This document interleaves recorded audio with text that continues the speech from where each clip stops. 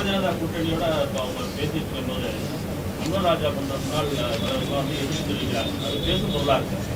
அதையும் ஒரு முன்னிலைப்படுத்தாம அதிமுக தொடர்ந்து அந்த நடைப்பயணத்தை அன்வர் ராஜா மட்டுமல்ல, அதிமுகவில் இருக்கிற பல தலைவர்கள் எங்களோட தொடர்பில் தான் இருக்கிறார்கள். அவர்கள் இந்த கூட்டணியை விரும்பவில்லை, ஏற்க தயாராக இல்லை. ஏன்னா ஜெயலலிதா அவர்கள் இருக்கிற வரையில் பாரதிய ஜனதா கட்சியோடு ஒருபோதும் கூட்டணி வைக்க மாட்டோம் என்று உறுதிபட தெரிவித்தார். ஜெயலலிதாவின் மறைவிற்கு பிறகு எடப்பாடி பழனிசாமி முதலமைச்சரான பிறகு அதிமுகவோடு உறவு வைத்திருந்தார்கள். பிறகு அந்த உறவையும் முறித்து கொண்டு இனி ஒருபோதும் பாஜகவோடு நாங்கள் கூட்டணி சேர மாட்டோம் என்று சத்தியம் செய்தார்கள். அந்த சத்தியத்தை மீறி, தமிழ்நாட்டு மக்களுக்கு கொடுத்த அந்த வாக்குறுதியை மீறி இன்றைக்கு எடப்பாடி பழனிசாமி தன்னிச்சையாக அதிமுக பொதுக்குழுவை கூட்டி இந்த முடிவெடுக்கவில்லை, தன்னிச்சையாக இந்த முடிவை மேற்கொண்டிருக்கிறார். ஆகவே அன்வர் ராஜா உட்பட அதிமுக இருக்கிற பல தலைவர்கள் இந்த கூட்டணியை விரும்பவில்லை.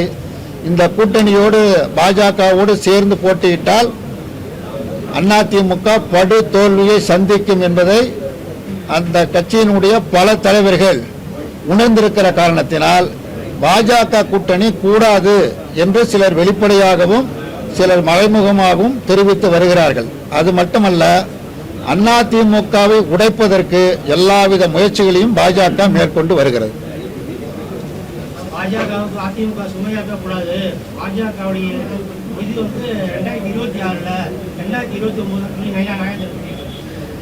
நயினார் சொல்வதெல்லாம் பத்திரிகையில் செய்தி தவிர அதுக்கெல்லாம் உரிய மதிப்பு கிடையாது. முடிவெடுக்க வேண்டியவர் இவர் நயினார் கிடையாது, அமித்ஷா தான் முடிவெடுப்பார். அமித்ஷா சொல்லிட்டு போயிட்டாரு, தமிழ்நாட்டில் பாஜக அதிமுக கூட்டணி ஆட்சி, முதலமைச்சர் யார் என்பது அதிமுக பிறகு முடிவு செய்யும் என்று அவர் அறிவித்து விட்டார். எடப்பாடியும் அதை தான் சொல்றாரு, அமித்ஷா சொல்லிட்டாரு, அதனால யாரும் அதை பற்றியெல்லாம் பேசாதீங்கன்னு தான் சொல்றாரு. அதனால நயினார் சொல்வதெல்லாம் வெறும் வார்த்தை காலங்கள், அது எடுபடாது.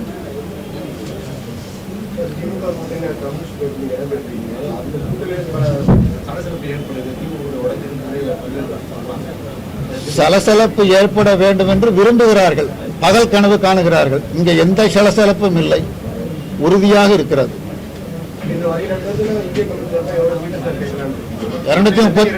230 நாளிலும் போட்டியிடுவதற்கு நாங்கள் தயாராக இருக்கிறோம். அதாவது பேசுற பொழுது பேசலாம். தேர்தல் அறிவித்த பிறகு திமுக சார்பில் குழு அமைக்கப்படும், எங்கள் கட்சியின் சார்பாக குழு அமைக்கப்படும். அந்த 2 குழுக்களும் சந்தித்து பேசி யதார்த்த நிலைமைகளுக்கு ஏற்ப முடிவுகள் எடுக்கப்படும்.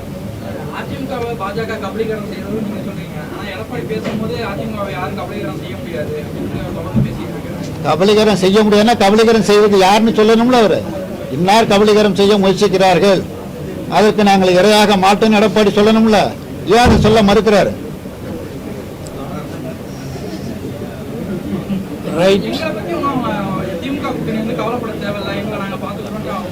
நாங்க எடப்பாடியை பத்தி நாங்க கவலைப்படல, கவலைப்பட வேண்டியவர் அவர் தான் கவலைப்படணும். அவர் கட்சி காலியாக போகிறது. எப்படி மகாராஷ்டிரா மாநிலத்தில் தேசியவாத காங்கிரஸ் சிவசேனா கட்சிகள் கபலீகரமானதோ அதை போல அதிமுக கபலீகரம் ஆகிவிடும் என்பது குறித்து நாங்கள் கவலைப்பட வேண்டிய அவசியம் இல்லை, எடப்பாடி தான் கவலைப்பட வேண்டும்.